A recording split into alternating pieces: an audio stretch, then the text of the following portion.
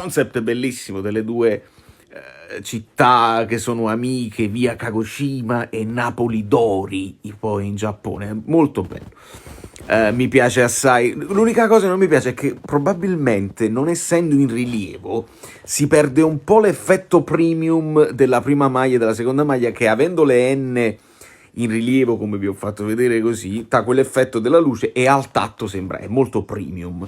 Invece così sembra stampato, disegnato sul poliestre.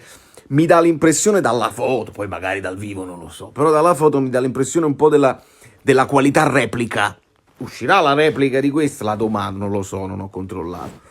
Però mi piace assai il colletto come quella dei portieri, l'MSC e il logo e A7 del Napoli in azzurro è bellissimo, e in generale è molto bella, è molto